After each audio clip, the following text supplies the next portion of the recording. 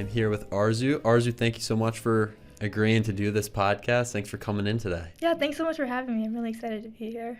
So maybe to start off the podcast, you can talk a little bit about yourself and, going to school at Bryn Mawr. You're a senior now, what the year's been like a little bit, and just kind of give the few listeners that we have on the podcast, just a background on yourself.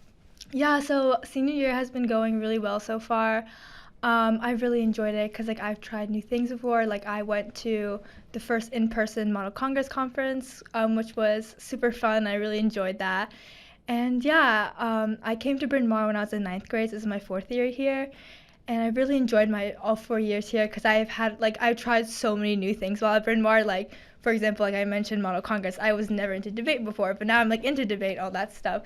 So it's been really cool trying new things out, like public speaking, debate, and also just a lot of research. I've done a lot of research so far. Yeah, I was very impressed when I saw the Hopkins presentation that you sent me when you were a freshman. You were a freshman when you did that. So we'll talk about that a little bit, but is Model Congress, is that Model UN? Is it the same thing? It's kind of similar. I think Model UN is more like UN, the United Nations, but Model Congress kind of simulates the Congress and legislation process in America. So we have two houses, the House of Representatives and then also the Senate, and there's different committees like a real Congress or Senate would have. So I was in the House of International Relations this year, and last year I was on appropriations, and then we kind of just write bills and go into the conference, present those bills, and kind of debate other people's bills. Cool. So you told me that you've written a couple of bills for this program. Can you talk a little bit about those bills that you wrote? Yeah, so this year, since I was in international relations, I chose to write a bill that kind of has the idea of creating community clinics in the 10 countries with the highest maternal mortality rates.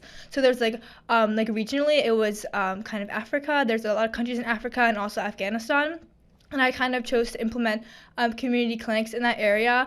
And then I kind of wrote about where to get the funding, obviously, and also what services the community clinics would provide. Education, mental health services, just to name a few. Mm-hmm. And then last year I wrote one about implementing community clinics in the U.S. because I had appropriations last year. So I kind of talked about in the bill implementing community clinics where they're area with a high representation of underrepresented minorities and kind of providing services for them. Awesome. So when I first met you, you came into my great short fiction senior elective, and you said that you have been interested and passionate about this child and maternal health and that study. And, I know that you want to eventually go to medical school in the future, but this interest, I think it's something that, drew me to you and that drove me to want to get you on the podcast to talk a little bit more about it because it's such an important global issue that you've done a ton of research on.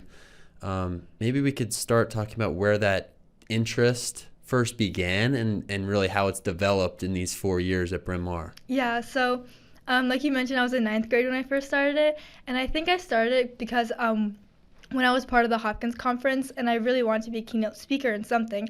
And then at the same time I was in the conference, a maternity ward was attacked in Kabul, Afghanistan, and that killed a lot of mothers, newborn children who were just minutes old. And I think that really had an effect on me because I am Afghan and my parents came from there. So I feel because of that, the connection I had to that country, and also just the brutality of the attack kind of convinced me to go talk research more into maternal and child health, and that's where it kind of build up. And then also the maternity ward that was shot up was it was in a community with a minority ethnic group, which my family is also part of, the Hazaras. Mm-hmm. So that kind of also pushed me further because in Afghanistan throughout the years the Taliban has worked to they commit a lot of genocidal attacks towards the Hazara to kind of get rid of them from the country. So I think which is why my family had to leave a long time ago. So I think that reason, the specific ethnicity, also the fact that they targeted women and children specifically, mm-hmm. kind of pushed me to research this project. So can I ask when your family came over to the United States from Afghanistan? Yeah, they came in 2000.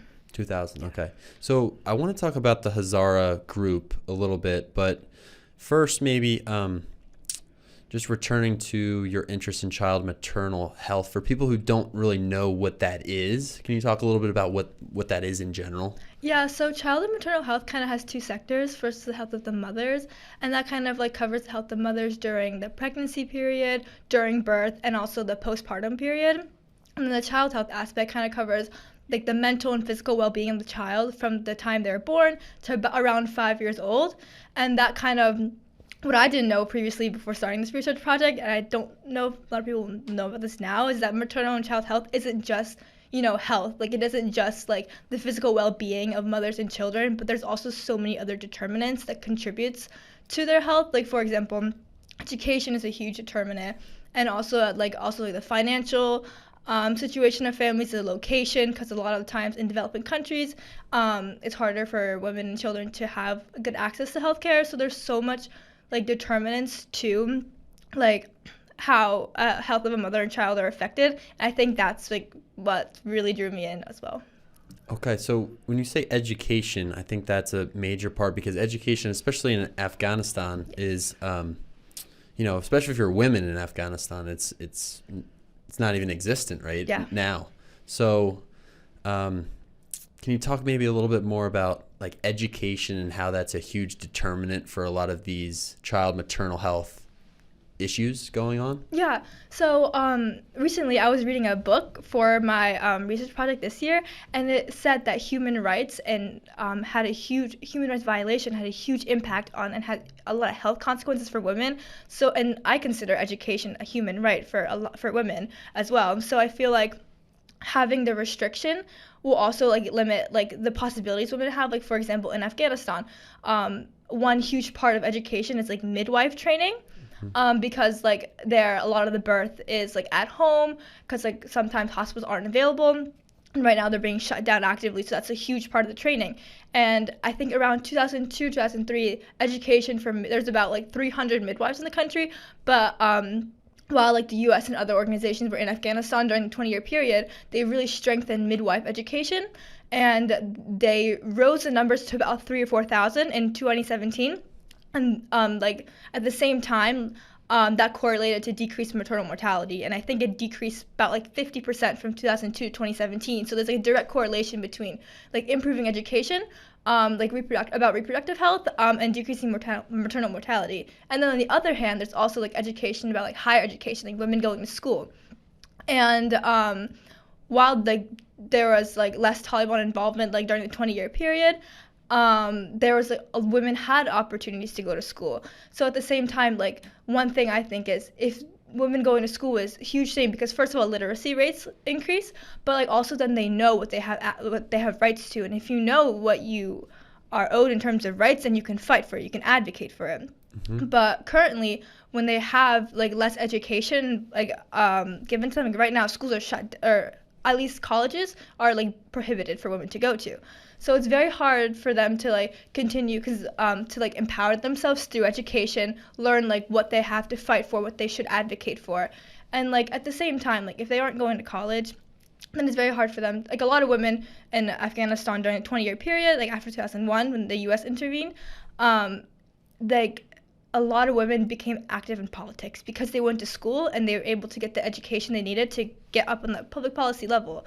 So they were able to advocate for themselves in the government. But now with the Taliban there, first shutting down schools for women in terms of colleges, but also just like limiting women in general from the social sphere, kind of means like they don't have access, they can't go into the political participation world and kind of like advocate for themselves in that manner too. Mm-hmm. So the project that you're doing, the Edith Hamilton project, yes. Right? So you're looking at a bunch of different developing countries, India specifically, right? For my Edith, I'm looking specifically in Afghanistan. Okay. And then last year for my capstone, I did look into India. Gotcha. Yeah. Okay. So what has been the major differences? I know that India decreased its maternal mortality rate by 77% or something in 2016, and that was a huge number that jumped out to me. But I'd love to know a little bit about the difference between this capstone project that you did during your junior year and the research you're doing now about Afghanistan. Yeah, so my capstone project last year, I felt like that one was more like in general about maternal, because like I wanted to like kind of go into like what worked and what didn't work, and kind of like apply that like to like other developing countries and also like the U.S. because I kind of went a little bit into U.S. as well because it has increased over the past few years, which I don't think a lot of people know, but yeah, I looked into India and like what like implementations they put in place. Like the government and private sector, public and private sectors are working really well together. Like for example, the government is funding a lot of like transportation to hospital and also like the fees that the hospital incurs when you go to give birth to your child. And also they're increasing like a lot of NGOs, like non-governmental organizations and other private organizations, go into India and kind of like work on the rural places, which have less access to healthcare and just like decrease education opportunities. Like for example, the Maternal Child Health India, which is a Hopkins organization led by Dr. Shet. She goes into like rural areas, and she like goes to gives like education opportunities, like for example teaching English, financial literacy, which is huge, and I think all work towards empowering women. And then also from like the empowering women and then combination is like the support from the government. I think that's what's really helped India decrease it by like 77% through these years. And then this year, the difference is I chose to like kind of focus in Afghanistan because I have 1 year and I'm working with a mentor. So like I have a lot more like time to kind of really deep, like go into it deeper. And I think I chose Afghanistan specifically because when I was writing my application for it, like that's when you could, that was a few months after the Taliban initially took control, and that's when you could like finally see like them limiting women and what it has done and how it affected them. So I think that's why I chose specifically to go into Afghanistan, and women's health there. So who has been your mentor for this Hamilton project that you're working with? I know you've interviewed a couple Afghan leaders. Yes. The coding, what is it? Code to Inspire. Yes, Fereshteh Forough. Yes. I'd love to hear a little bit about your interviews that you've conducted and kind of what you've learned so far in this project that you're doing with Afghan maternal health. Yeah, so that the interview with Fereshteh Forough, the CEO of Code to Inspire, was one of my like very initial interviews, my first one, and that was such a huge like opportunity because like I found her like online just by doing my research, and I was like, oh, she's such an inspirational person, so I just reached out to her, and she was very nice to respond and like be available. So what I learned there, which is really interesting, is like she mentioned how like increasing education for Afghan girls and women kind of changes the home economy as well, because then it gives more, like not only does it empower the woman itself, but it gives like their family, especially because Afghanistan is a very patriarchal society, so it gives like also like the father like more confidence in the daughter's abilities. So for example, she says if one girl goes out, gets an education. For example, she specifically works on coding because that's what she got her degree in and everything. So if they go out and get like an IT job, because if she goes out and gets an IT job and brings money for her family, and then like the father will have more, I guess, more confidence in her and allow her to have more responsibility and also like more like exposure to the outside world, which is great for the woman, and also like inspires like a whole community. Like for example, if one person goes out, then other people, other families will also start to say, oh, this is a good thing, and like let their daughters go out as well. So I think that's was really like good to know and like very inspiring. But yeah, I think it was just like her story in general too, like her coming, she lives in New York right now, but like her coming from Afghanistan and then going to other countries for education and like giving back that education to Afghan girls at this time, I think was really inspiring, and like she's someone I look up to now because like hopefully it's what I want to do in the future.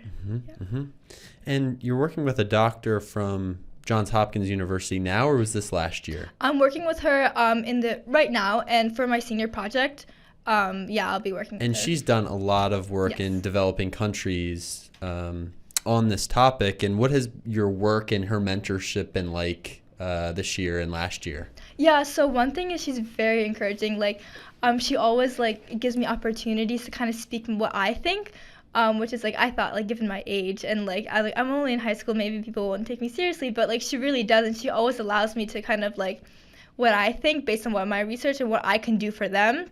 which is really such a cool opportunity. And like I just talked to her a few days ago, and like for my senior project I'll be like kind of like drafting or like making like a presentation or like a offering Zoom workshops to like high school girls in India around my age, and teaching them English. So I think because like they've expressed interest in learning English, so I think like kind of like doing that and like kind of helping and like creating those workshops for them and like having the opportunity in the future to like speak to the girls in India face to face has been really cool. So from what I'm hearing from you, your main really focus on spreading the word and the information about this is trying to channel it into education of young women in these developing countries, Afghanistan and India a little bit, and really all over the world. I know you were talking a little bit about Africa too in your presentation that you shared with me, but it seems like education is really the forefront focus for you. Yes, that's true. I think because especially with given my family's relationship with education, like my mom obviously had a really hard time while she lived in Afghanistan getting education. So for me, it's always had like a higher level of importance in my life. So I think that kind of like translated into my academic interests as well. And I think because like I see firsthand how education has affected my mom, my aunts living in other countries, how it's like gotten them out of Afghanistan and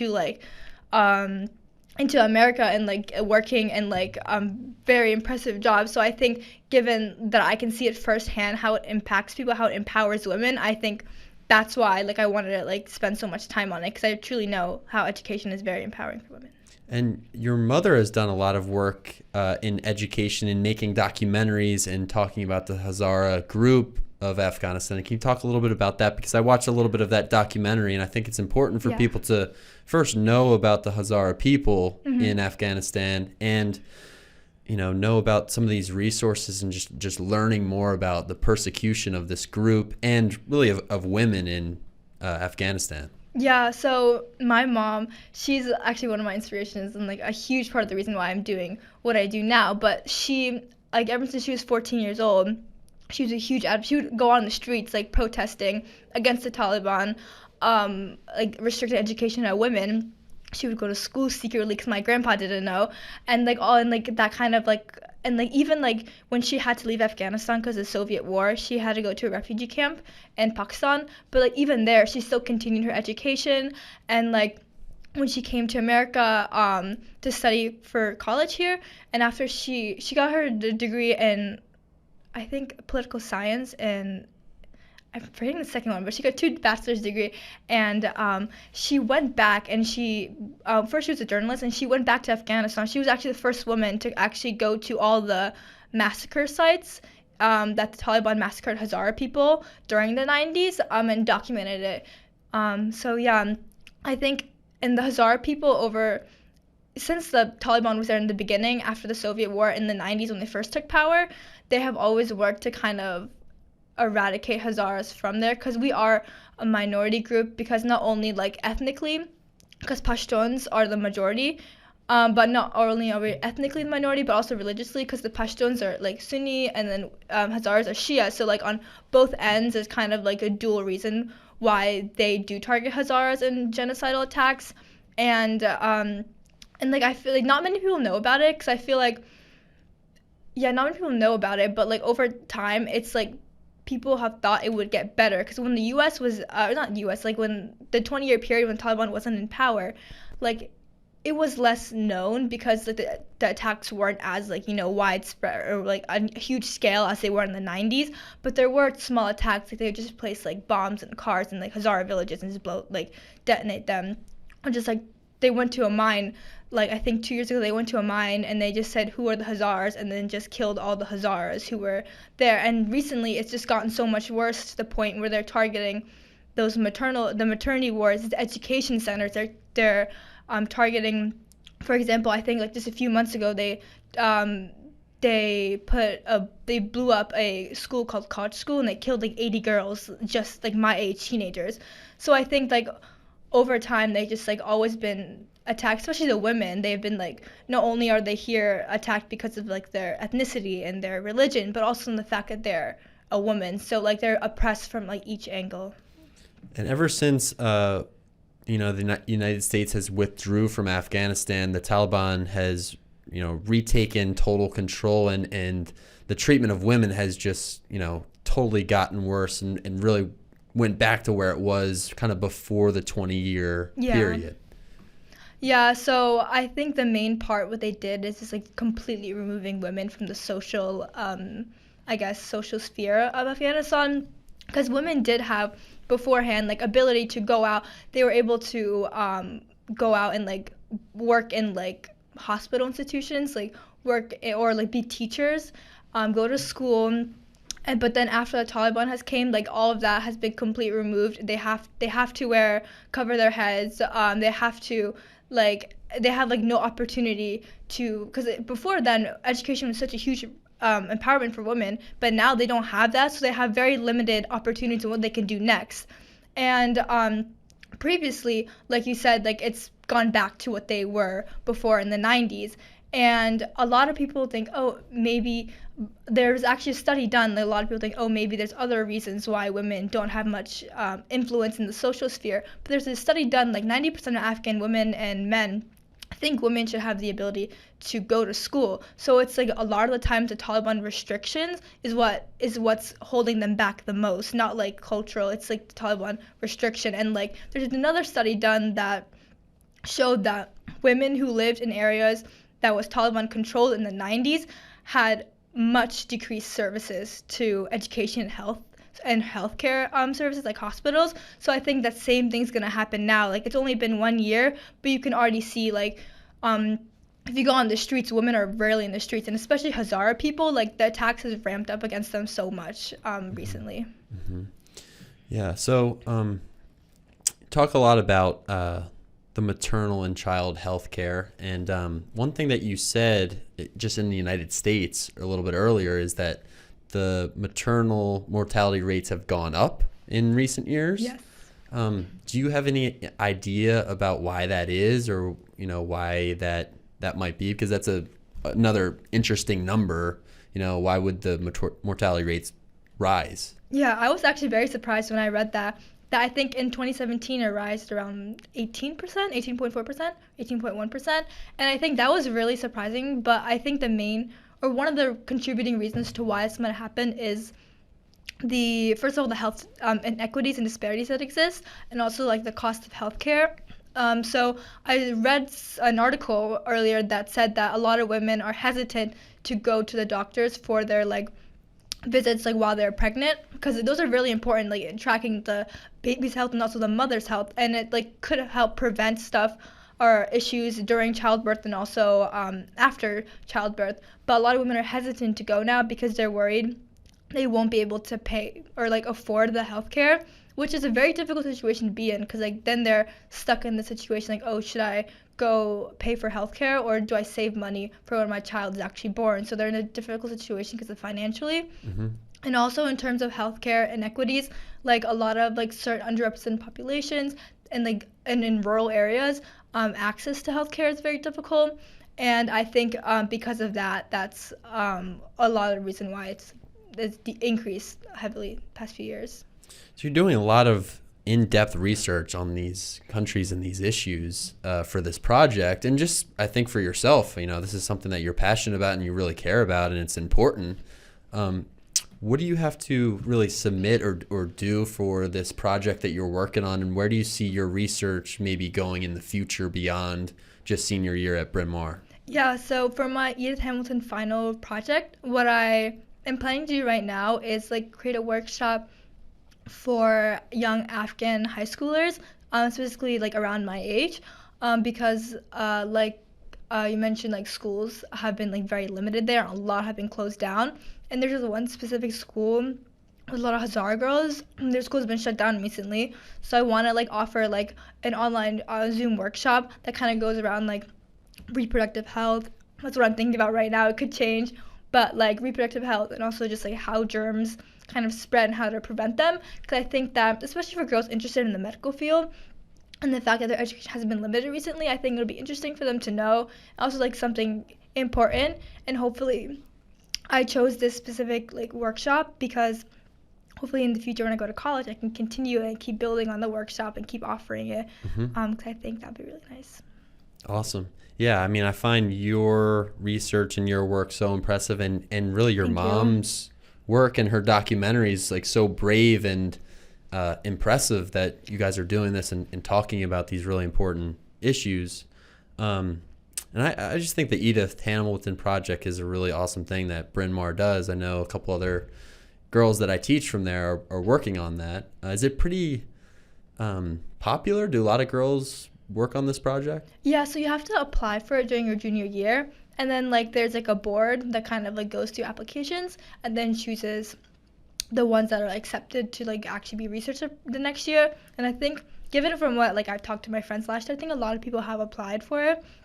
But right now I think there's about 6 people who are doing it this year, and I think the number ranges each year. There's no fixed number, but like the wide variety of projects and like the diversity of the topics is really interesting because it could go from like health, and then one of my friends is doing, he did an art, while another one's doing one on ethics, which is like all like completely different like worlds, but they're all like really interesting. Does it take place in place of a class, or is this something that you just totally do independently on your own outside of your 5 classes or whatever it is that you take? Yeah, this is something you do on your own, like on your outside time, but we do meet like, well, in the fall we met every other week on Mondays in the afternoon, and then now since the speech is coming up, we meet every week every Monday in the afternoon. Wow, cool.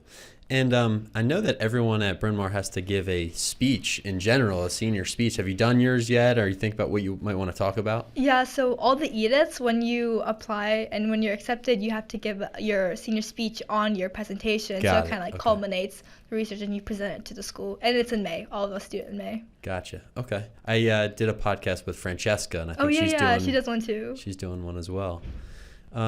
Cool. Well, you're doing a lot of really good work, and I know you do a lot of other things outside of this research and your schoolwork. You play the violin, right? Yes. Still playing violin? Yes, I do. What's that like? It's been fun. I started in 5th grade, and I just like kind of kept doing it. And especially at Bryn Mawr, the past 4 years, the music program has become really good because Dr. Levitov, he's our teacher. We do combine concert with Gilman, actually, the Gilman String Hounds as well. And it's been really fun just like practicing and like doing the concerts together. I think if I was going to play an instrument, I never learned how to play an instrument, but there's still time. I think violin is what I would choose. Yeah, I would recommend it for sure. And you're a swimmer as well? I swam in 9th grade, not anymore though. 9th grade. Yeah. Okay. Cool. Well, I know you also brought in 2 book recommendations today. I did, yes. Two things that you've read in the past that have made an impact on you. What would you choose? First I brought The Kite Runner, and then the second one I brought I Am Malala. Why did you select these 2 books? I've read both of them. Awesome selections. Mm-hmm. Kite Runner I've read a while ago. I forget really what it's all about, but I remember finishing that book and being like, wow, that is a powerful story.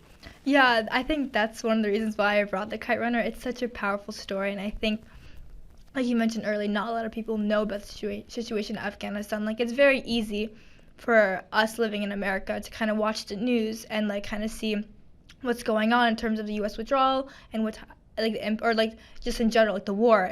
But like it's very hard for us to see truly the impact it has on people, like not like in their lives, how it like completely throws their life off course, like mentally what impact it has on them, and how it like leaves them with that for like years to come. Like in the Kite Runner, the main character, Amir, kind of struggles with like leaving Afghanistan, what happened in Afghanistan, throughout his entire adult life, and like spends a lot of his time kind of like processing that and kind of learning how to live with it. So I think that's one of the reasons why I think it's a good read, because even though this is one of my projects I did for my other English class this year, like even though we don't see it and it doesn't really happen to us, I think it's important for us to kind of like not turn our face away from it, kind of look directly at it and kind of like address it, and like I just like recognize what other people in like Afghanistan are going through, and just kind of just like being educated about it. Yeah, I agree with that. I know sometimes it's just a fact that something happens far away, you know, like in Afghanistan or India or, you know, in the Middle East, China, whatever. They're countries that are far away but still have such a global impact. The events that occur overseas, you know, on America and just on humans in general. It's something that we need to think about and be educated. That's another reason I think I wanted you to come in today, is to talk about these issues that you really care about, that it's important, and it's important that you have shared a lot about the things that you're studying and researching. Yeah, for sure. I definitely agree, because for me, I like kind of go into this research because of my background, and like I see in my family how like living in Afghanistan, like being refugees kind of affects them. But like even when I tell my friends about it, or just like anybody like in the past, they're just always like shocked and surprised, or like they never really knew about it. So I think it'll be really interesting, because especially because I go to Bryn Mawr, it's like a majority all girls school, so I think it's really important, like women's education, the topic of like spreading around my community. Now, have you enjoyed the all-girls aspect to Bryn Mawr and going to an all-girls school? I actually really have, because I went to a co-ed public school before Bryn Mawr, but it was definitely an adjustment in the beginning in ninth grade. But I really enjoyed it, because I feel like the discussions we have in English are much more like close-knit community discussions that we normally wouldn't have in like a larger co-eds. I guess English class, I guess. But also just like it's been like so fun. Like the girls have been, like the connections I've gotten over the years have been great. So I really enjoyed it. Bryn Mawr's, it's an awesome place, and I really enjoy teaching Bryn Mawr students, because, it feels like the culture at Bryn Mawr is very much like academically focused, and like I've said this before on the podcast, I've never really had a Bryn Mawr student that was like out of line or not turning in work. It's always been like impressive to me as a teacher. And it's maybe something about the culture at the school. It seems, very intense, but also kind of in a good way, empowering for students there. Yeah, no, I definitely agree. Like, one of my favorite things at Bryn Mawr is the community, the motivated student community, because, like, that's what I was looking for when I wanted to come to school here, and that's definitely what I found. And I'm really impressed by, like, all, like, my classmates, because all of them, or, like, most of them, have, like, a passion. They have a topic or a class they're really, really passionate about, and they spend a lot of time in it. And I think that's why, like, we all have, like, very high standards for ourselves. Like, we all know that, like you said, education is empowering, and, like, we kind of, like, use that to kind of, as we, like, go down the road. So I think that's why, like, all of us have a really strong work ethic, because, like, a lot of people really do understand the importance of education. They really love learning. Like, they don't just go to school, but they really love going to school. They love the classes they take. They love the extracurriculars they're part of, and I really like how the environment's motivated in that way. Now, you said at the beginning of the episode that you have really tried out a lot of different things during your time at Bryn Mawr. We talked about, violin and model congress and some of the other things you're doing there. But what else have you really tried out maybe this year or recently that has been good or beneficial for you? Yeah, so I think what I enjoyed most this year was doing bridges, because I've done bridges since last year, but this year I had more time in it because I did it in the summer but also in the winter, and I just really enjoyed, because like yes, I've like tutored kids before, but like not in such a way. Like I spent all day with them during the bridges in the summer, so I think it was such a good experience just to do that, and also like a good learning opportunity, because I did it here in Gilman, and Miss Royals was like great in like teaching us about like the Baltimore City education, and like kind of like the disparities that exist between like the Baltimore City education system and then also just like what we have here in Roland Park, Baltimore City. Mm-hmm. Now, is Bridges every day in the summer, or when does this take place, and what is like a typical day at the Bridges club like? Like, what would you do and take part of in a typical day? Yeah, so the summer one's a little different, because you do spend like the whole day with them from like, I think 9 to 4 is when you spend the day with them, and that's just more of like a class, like a regular school day schedule. So they go to classes, they go to English, they go to math, they have outdoor time, and then go into activities in the afternoon, like music, swimming, I think gym as well. And then we also go on field trips. Like they go, I think when I was there, volunteers can choose to do it for 1 week or 2 weeks. And when I was there, we went on a field trip to, I think, the bay, and they also went swimming in the bay. But in the summer, it's more like educational enrichment after school. In the winter and during school hours or year, we do like after school enrichment for an hour and a half. They do just like their homework. We like have playtime, and also just like Miss Royal sets up really cool activities for them to do. Like one time, she took the kids to do robotics with the Gilman Middle School, and they loved it. They had like robots, and they get to like code them to kind of like move around the room, and the kids loved it. That's It's awesome. Cool, yeah. Cool. Awesome. So I'm always hesitant to kind of ask seniors about like the future and college and whatnot, because I don't know, when I was in high school, it was like people asked me about what I want to do when I'm older. Like, I don't know, I'm just trying to get through the next week, right?